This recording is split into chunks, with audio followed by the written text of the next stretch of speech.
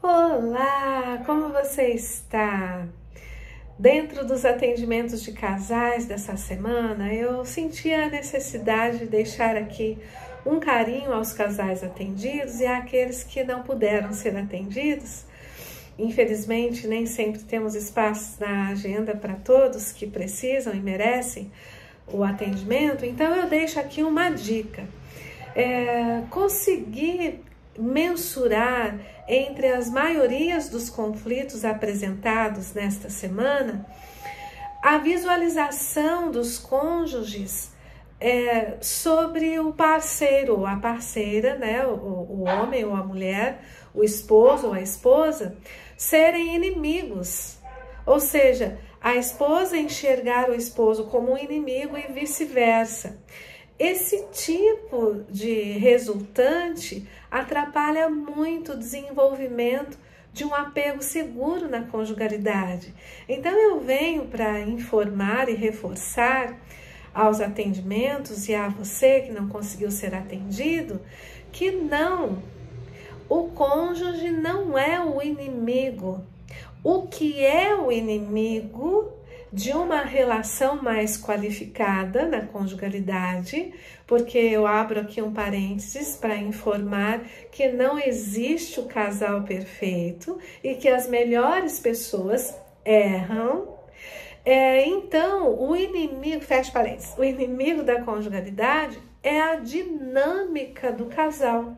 E essa dinâmica, ela pode ser resultante do estilo de apego que está desenvolvido em nós desde a primeira fase do nosso desenvolvimento nas relações da maternagem e da paternagem, bem como da família extensiva, a família fraternal, os irmãos, enfim. Nesse sentido, eu venho lembrar o significado da palavra apego. Se você abrir aí um dicionário, você vai ver que o apego significa afeição, dedicação, amor, amizade, e alguns resultantes ainda trazem como uma dependência de dedicação e reciprocidade. Venho aqui colocar entre aspas como de suma importância essa questão da dependência dentro de um apego seguro. A própria Bíblia Sagrada, se não me falha a memória, em Gênesis, no capítulo 2, verso 18, informa que não é bom que estejamos só. Já é visto também em pesquisa baseada em evidência de que a solidão, ela pode ser geradora de depressão e outras doenças psíquicas que atrapalham a qualidade de vida. Por outro lado, existe algumas falácias de que a individualidade deve estar imperando acima da dependência. E pode estar acontecendo uma exacerbação na individualidade, nos afastando um dos outros, nos achando autossuficientes. E nós precisamos entender que talvez nesse sentido de desenvolvimento de individualidade esteja em contrapartida, ou seja, num diferencial de uma codependência, que essa sim é prejudicial para a nossa qualidade de vida. Mas a dependência dentro de um apego seguro, além de não ser prejudicial, corrobora muito com a nossa saúde psíquica.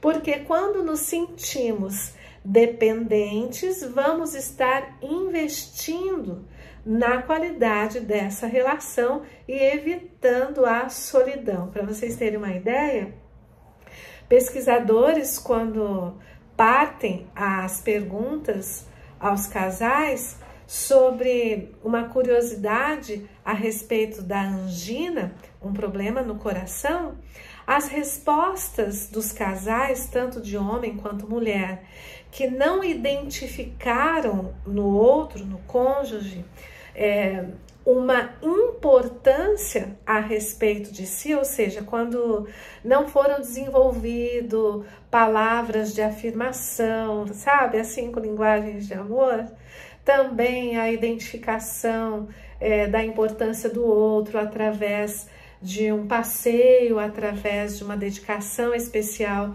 do tempo, sabe? Estar junto, estando junto, sem estar ao lado do outro, mas ali no celular, poder nomear algumas refeições do dia, ou pelo menos uma, quando a gente trabalha demais, pelo menos uma refeição em que um senta à frente do outro, enfim. Quando não existe essa dedicação de importância, ou seja, quando o cônjuge não se sente importante para o outro, estava mais exacerbado o número de angina.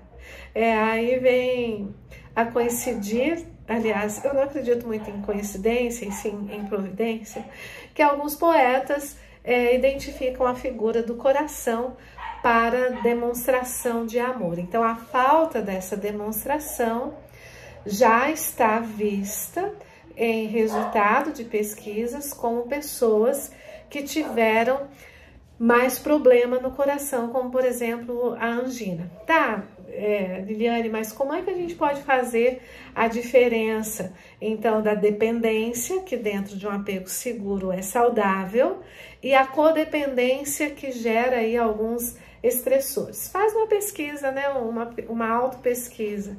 Se pergunte se você está se considerando responsável pelo outro, culpado quando o outro tem algum problema, sentir na obrigação de ir lá fazer as coisas pelo outro. Ai, não, coitadinho, os dois chegaram e trabalharam o dia inteiro. Aí um dos cônjuges senta lá e fica só descansando, enquanto o outro, corre atrás de um filho, ajuda o outro a fazer tarefa, ou se não tem filhos, né, vai para a cozinha, arruma a casa, enquanto o outro está só deitado. Isso pode acontecer hoje em dia, tanto com o homem, que pode ir atrás, correr, fazer tudo, quanto com a mulher também, tá?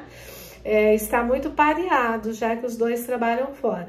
Se você é daquele que faz tudo e não chama o outro para ajudar, porque você sente dó do outro, a Mel tá querendo participar dessa palestra. Vou abrir aqui para ela entrar. Entra, Mel, tudo bem. Então, se você faz tudo e fica com dó do outro, isso significa que você pode ter uma codependência do outro, tá? Ou se você evita chamar o outro esperando que ele se toque e vai lá te ajudar, isso também é um sintoma de codependência. Você quer que o outro tenha uma bolinha de cristal e reconheça as suas necessidades, e se isso não acontece, você fica super chateado e cobra do outro aquilo que o outro nem sabia, tá? Também é sinal de codependência culpar o outro pelas suas situações de infelicidade e evitar a todo custo pessoas ou situações que possam desenvolver em você uma relação social, ou seja, não querer que o outro fale, ou você mesmo fica falando ali em um encontro de outro casal, fica falando sem parar. Isso também é um sinal de codependência emocional, onde você pode estar com uma grande dificuldade de identificar o seu papel ali nas relações. Até eu fiz aqui uma pontuação, escrevi aqui, depois eu posso enviar para quem se interessar, que há alguns episódios no desenvolvimento da nossa infância em que o nosso vínculo, ele pode estar visto com a lente, por exemplo, deixa eu procurar aqui, de um apego seguro, que está melhor explicado na teoria de John Bowlby, o pai do apego seguro, onde ele começa a averiguar o quão importante é a atenção dada à criança desde a sua mais tenra idade, para não esticar um pouco mais desde o útero materno, né? Então é essencial reconhecer o nosso papel enquanto pais. Ah, Liliane, agora você confundiu tudo, tá falando de casal, já tá falando de pais. É que o autoconhecimento é importante que você entenda que os resultantes do seu comportamento pode estar no estilo do apego desenvolvido com você através dos seus pais ou os primeiros cuidadores teus, se eles tiveram com você um apego seguro, onde não houve ali negligência com os cuidados, onde o seu choro não era visto com indiferença, onde havia a disponibilidade, né, o famoso DRE, a disponibilidade, a responsividade e o envolvimento desses pais com você. Se por acaso isso foi tudo ok, se o estilo de apego desenvolvido com você foi consistente e não evitativo ou negligente ou desorganizado, até eu chamo a atenção aqui que entre os atendimentos de casais eu também atendi alguns filhos, que vários casais são pais, e quando o adolescente entra, ele demonstra uma profunda chateação quando ele se sente invadido na sua privacidade. E isso está relacionado ao apego desorganizado. Sabe, quando os pais, nós pais, porque eu me coloco nessa classe privilegiada, quando nós pais não temos o costume de trabalhar com a promoção, depois a gente corre atrás da reparação de qualquer jeito, a gente pode levar os nossos filhos a terem prejuízos no desenvolvimento das suas relações, criando neles um apego desorganizado. Como assim, Liliane? Se nós não determinamos, por exemplo, que na nossa família existe alguns valores que nós não podemos abrir mão disso e nós nos reunimos com essas crianças ou com esses adolescentes, esses filhos, porque e até mesmo na fase jovem adulto, eu tenho um filho jovem adulto em casa e é muito interessante que essas reuniões, elas são repetitivas e é na repetição que vamos criar a consolidação. Óbvio, a repetição com a compreensão que vamos criar a consolidação do aprendizado. Então, existem alguns valores na nossa família que precisam ser discutidos. Eles não são automaticamente gerados nas cabecinhas dos nossos filhos, mesmo que para nós isso esteja muito claro. Então, por exemplo, nessa questão de valores, quanto ao quarto do adolescente, nós entendemos que o adolescente precisa estudar, mas nós sabemos que o estudo não pode ser a única função do adolescente. Porque ele precisa entender que existem coisas tão importantes quanto o estudo que é preciso se organizar para dar conta, como, por exemplo, a organização do quarto, como, por exemplo, não esquecer de escovar os dentes, como, por exemplo, participar das atividades domésticas, mesmo que tenha faxineira, mas e nos outros dias que a faxineira não está? Quem é responsável para limpar as cacas dos cachorros? Quem é responsável para lavar a louça? Quem é responsável para colocar a roupa na máquina? Está muito frio. Quem na segunda vai levar o café da manhã para o outro na cama? Quem na terça vai fazer isso? Quem está responsável pelo jantar? Porque todos trabalham e tem aqueles que estudam e trabalham. Enfim, as atividades da casa, elas precisam ser combinadas e são valores que nós não abrimos mão. E os nossos filhos precisam entender isso.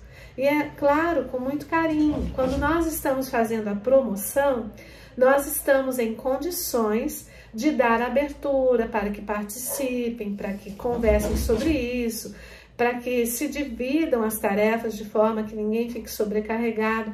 Mas quando nós não estamos na promoção, que é a conversa anterior, e partimos para a reparação dentro daquilo que nós não combinamos, nós já estamos com o eixo HPA tudo inchado, né? Vocês se lembram que nós já conversamos que em situações de estresse a nossa amígdala aumenta e o eixo HPA leva uma cascata lá de fato para a nossa glândula suprarrenal, o coração acelera, bombeia mais quantidade de sangue no nosso cérebro, músculos enrijecem e a gente parte até para uma tonalidade de voz mais alta e os nossos filhos se sentem invadidos com os nossos gritos, com as nossas cobranças, daquilo que não estava clarificado na cabecinha deles, mas que para nós estava. Então, esse tipo de apego desorganizado, por que eu estou tratando sobre isso? Você não precisa ser pai para entender isso. Basta você ser um adulto que você já passou por isso de forma diferenciada. Se a sua forma foi de um apego desorganizado, você corre o risco de estar reproduzindo esse apego desorganizado na conjugalidade. Você não deixa claro para o seu cônjuge, por exemplo, o que você quer que ele faça, porque você acha que ele tem que saber. Aí ele chega assim, vê lá, ou ele ou ela, né, vê a cozinha toda desorganizada, por exemplo, comida para fazer, roupa para colocar na máquina, aí ele olha para você que está lá já fazendo as coisas e fala assim, o que eu faço? Aí você olha para ele, tipo assim, se o seu apego foi desorganizado. Nada, não precisa fazer nada, não tem nada para fazer, você não enxerga, então, compreende? A dinâmica do casal resultante do estilo de apego em que você foi criado é determinante para o bem-estar ou para o mal-estar nas relações. Então eu venho deixar essa pontinha de informação para estarmos atentos e entendermos que muitas vezes, no final de um dia, por exemplo, nós estamos com o corpo cansado, a nossa energia está diminuída, para termos luz do conhecimento, do horizonte ou do guarda-chuva que se abre diante de nós, de oportunidades de estarmos desenvolvendo a responsividade e o acolhimento do outro e o envolvimento. Outro dia foi muito interessante, tem alguns casais que trabalham juntos e lá no final do expediente, um deles esqueceu de desligar o ar-condicionado. E quando já estavam, eles que fecham a empresa, quando já estavam lá no carro, eles me autorizaram a contar quando eu desse alguma palestra, por isso que eticamente estou tranquila sobre isso. Quando eles já estavam no carro, um olhou para o outro, desligou o ar. Ah, mas eu pensei que você ia desligar. Não, mas eu te falei para você desligar. Não, você não falou. Você está me chamando de mentirosa? Não, como assim? Compreende? Da mesma forma que você falou, ok, mas o outro pode não ter escutado. Então, em vez de dizer, tá me chamando de mentirosa, esse comportamento que a gente chama de estar em estado de alerta e qualquer coisa explode, faz uma pergunta que o outro não chamou de mentiroso, ele só disse que falou. Então, é melhor dizer, entrar no sentido da situação do que entrar em emoções negativas. Talvez esse cônjuge que pergunta imediatamente, está me chamando de mentirosa, ele pode ter tido na sua infância ou no seu desenvolvimento, desde a infância até a adolescência, enfim, nos seus primeiros anos que antecederam ele sair de casa para casar, pode ser que as coisas que ele falava já era colocada em dúvida, do tipo, tem certeza? Sabe, quando alguém, um dos filhos, né, chegam até nós que somos pais e conta alguma história mirabulosa e nós, em vez de participarmos e questionarmos, nossa, como que foi? Não acredito. Então, tipo assim, além de estarmos identificando e invalidando o que o filho traz e identificando nele a possibilidade de uma mentira, nós afastamos esse filho da comunicação, nem vou contar. Então, nesse sentido, no primeiro Na primeira situação, no primeiro diálogo, a gente coloca para o outro o nosso sentimento que está lá na nossa caixa preta, em vez de simplesmente falar, você pode ter falado, só que eu não te ouvi. Vamos tirar para o ímpar para quem vai lá? Ou seja, trazer um pouquinho de humor para a relação. Ó, vamos fazer assim, hoje você vai, outro dia, se a gente esquecer de novo, sou eu que vou, né? Porque o lugar que eles estavam, tinha que realmente pegar elevador e tudo para voltar até dentro da empresa para desligar o ar. Pode aparecer detalhes, mas atrapalham o bem-estar na relação.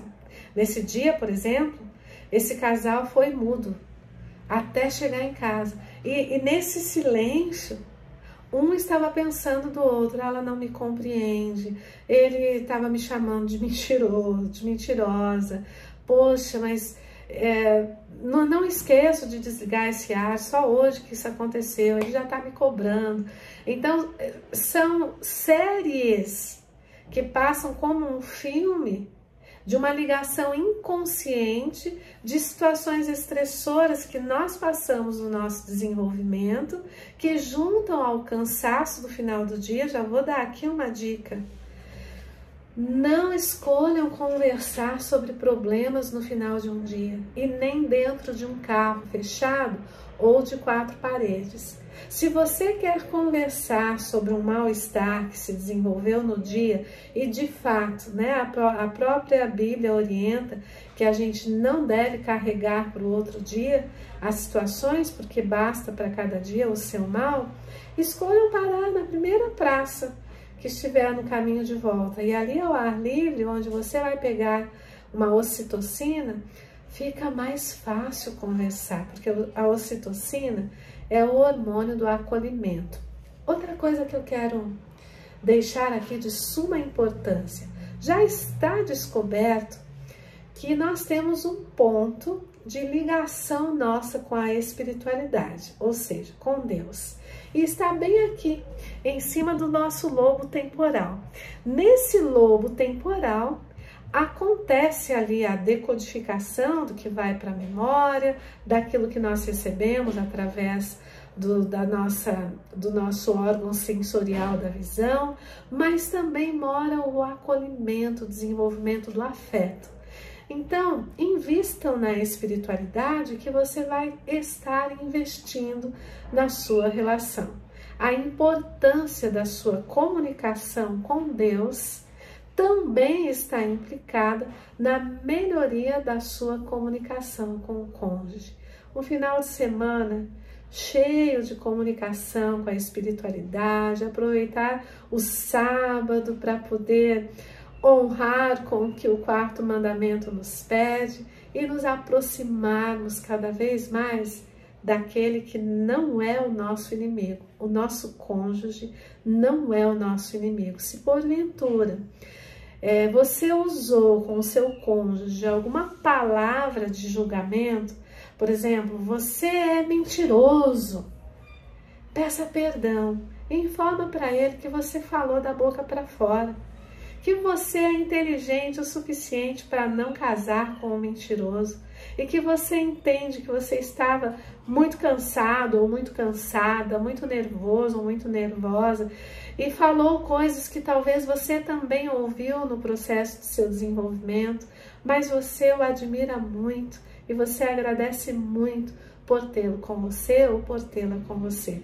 A gratidão é o melhor medicamento para nos conduzir ao perdão e ao desenvolvimento de um apego seguro. Um beijo, um feliz sábado a todos.